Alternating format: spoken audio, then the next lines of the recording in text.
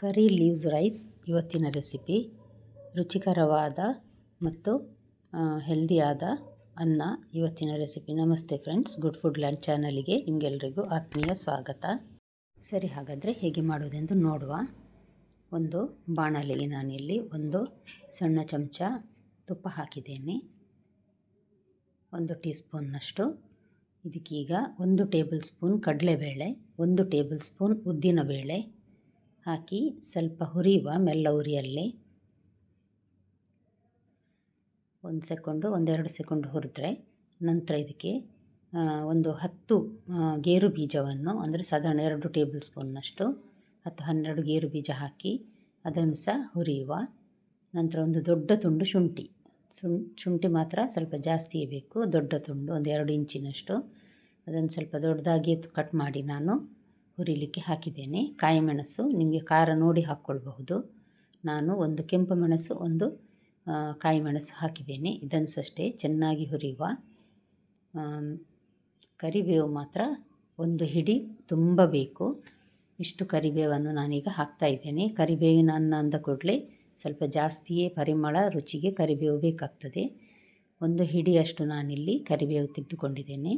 ಇದನ್ನೀಗ ನೋಡಿ ಹಾಕ್ತಾಯಿದ್ದೇನೆ. ಕರಿಬೇವು ಒಳ್ಳೆ ಕ್ರಿಸ್ಪ್ ಆಗುವವರೆಗೆ ಇದನ್ನೀಗ ಹುರಿಬೇಕು ನಾವು. ನೀವಿನ್ನೂ ನನ್ನ ಚಾನಲನ್ನು ಸಬ್ಸ್ಕ್ರೈಬ್ ಮಾಡಿಲ್ಲ ಅಂದರೆ ದಯವಿಟ್ಟು ಸಬ್ಸ್ಕ್ರೈಬ್ ಮಾಡಿ, ಹಾಗೂ ನಿಮಗೆ ಇಷ್ಟ ಆದರೆ ಲೈಕ್ ಬಟನನ್ನು ಪ್ರೆಸ್ ಮಾಡಿ ಮತ್ತು ಫ್ಯಾಮಿಲಿ ಫ್ರೆಂಡ್ಸಿಗೆ ಶೇರ್ ಮಾಡೋದನ್ನು ಮರಿಬೇಡಿ. ಈಗ ನೋಡಿ ಹುರಿದಾದ ತಣ್ಣಗಾಗಿದೆ. ಇದನ್ನೀಗ ನಾನು ಮಿಕ್ಸಿ ಜಾರಿಗೆ ಹಾಕಿ ತರಿಯಾಗಿ, ಅಂದರೆ ಸ್ವಲ್ಪ ಒಂದು ಬೇಳೆಗಳೆಲ್ಲ ಒಂದು ರವೆಯಷ್ಟಾಗುವಷ್ಟು ಇದನ್ನು ಗ್ರೈಂಡ್ ಮಾಡ್ತೇನೆ ನಾನು. ಇದಕ್ಕೆ ರುಚಿಗೆ ನೋಡಿ ಉಪ್ಪು ಹಾಕ್ಕೊಳ್ಬೇಕು. ಒಂದೊಂದು ಸಣ್ಣ ಟೀ ಸ್ಪೂನಲ್ಲಿ ಹಾಕಿದ್ದೇನೆ. ನೋಡಿ, ಈಗ ಇದು ಇಷ್ಟು ತರಿಯಾಗಿ ಆಗಿದೆ. ತುಂಬ ನುಣ್ಣಗಾಗೋದು ಸಹ ಬೇಡ. ನೋಡಿ, ಇಷ್ಟಾದರೆ ಸಾಕು. ಒಳ್ಳೆ ಕಲರ್ ನೋಡಿ, ಅಷ್ಟೇ ರುಚಿ ಕೂಡ ಇದೆ ಇದು.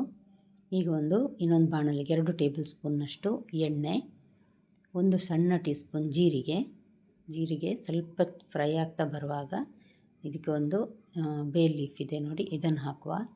ನಂತರ 2 ಟೇಬಲ್ ಸ್ಪೂನ್ ನೆಲಕಡಲೆ, ಗೇರು ಬೀಜ ಸಹ ಹಾಕ್ಕೊಳ್ಬೋದು. ನಾನೀಗ ನೆಲಕಡಲೆ ಹಾಕ್ತಾಯಿದ್ದೇನೆ. ಇದನ್ನು ಸ್ವಲ್ಪ ಕ್ರಿಸ್ಪ್ ಆಗುವವರೆಗೆ ಹುರಿಬೇಕು. ಈಗ ನಾನು 1 ಹಿಡಿಯಷ್ಟು ಕ್ಯಾಬೇಜನ್ನು ನೋಡಿ ಈ ರೀತಿ ಉದ್ದುದ್ದಕ್ಕೆ ಅಥವಾ ಸಣ್ಣದಾಗಿ ಕಟ್ ಮಾಡಿ ಇಟ್ಕೊಂಡಿದ್ದೇನೆ. ಇದನ್ನು ಜಾಸ್ತಿ ಹುರಿಯೋದು ಬೇಡ, ಸ್ವಲ್ಪ ಹೊತ್ತು, ಒಂದು 3-4 ಸೆಕೆಂಡ್ ಸ್ವಲ್ಪ ಬಾಡಿದರೆ ಸಾಕು. ಸ್ವಲ್ಪ ಕ್ರಿಸ್ಪ್ ಇದ್ರೇ ತಿನ್ನಲಿಕ್ಕೆ ರುಚಿಯಾಗುವುದು. ಈಗ ಗ್ರೈಂಡ್ ಮಾಡಿಟ್ಟ ಕರಿಬೇವಿನ ಮಸಾಲೆ ಹುಡಿಯನ್ನೆಲ್ಲ ಹಾಕಿ ಇದಕ್ಕೆ ಚೆನ್ನಾಗಿ ಮಿಕ್ಸ್ ಮಾಡಬೇಕು ಒಂದು ಸಲ. ಈ ರೀತಿ ನಾನಿಲ್ಲಿ 2 ಲೋಟದಷ್ಟು ಅನ್ನವನ್ನು ಸೋನಾ ಮಸೂರಿ ರೈಸ್ ಬೇಯಿಸಿ ಇಟ್ಟಿದ್ದೇನೆ. ಇದಕ್ಕೆ ನೋಡಿ ಇದನ್ನೀಗ ಹಾಕ್ತಾ ಇದ್ದೇನೆ. ಹಾಕಿ ಚೆನ್ನಾಗಿ ಒಂದು ಸಲ ಮಿಕ್ಸ್ ಮಾಡುವ. ಯಾವುದೇ ಬೆಳ್ತಿಗೆ ಅನ್ನ ಆಗ್ತದೆ. ನಾನಿದು ಸೋನಾ ಮಸೂರಿ ಅನ್ನ ತೆಗೆದುಕೊಂಡಿದ್ದೇನೆ. 2 ಸಣ್ಣ ಲೋಟದಲ್ಲಿ ಅನ್ನ ಮಾಡಿ ಇಟ್ಟಿದ್ದೇನೆ. ಇದು 4 ಜನಕ್ಕೆ ಆಗುವಷ್ಟು ಇದರಲ್ಲಿದೆ. ಇದನ್ನು ಈ ರೀತಿ ಚೆನ್ನಾಗಿ ಒಂದು ಸಲ ಮಿಕ್ಸ್ ಮಾಡಬೇಕು. ನೋಡಿ, ಅನ್ನ ಸ್ವಲ್ಪ ತಣ್ಣಗಾದ ಮೇಲೆ ಮಿಕ್ಸ್ ಮಾಡಿದರೆ ಒಳ್ಳೆಯದಾಗ್ತದೆ. ತುಂಬ ಬಿಸಿ ಬಿಸಿ ಇರುವಾಗಲೇ ಮಿಕ್ಸ್ ಮಾಡಲಿಕ್ಕೆ ಸರಿಯಾಗುವುದಿಲ್ಲ. ನೋಡಿ, ರೆಡಿ ಆಯಿತು ಕರಿಬೇವಿನ ಅನ್ನ.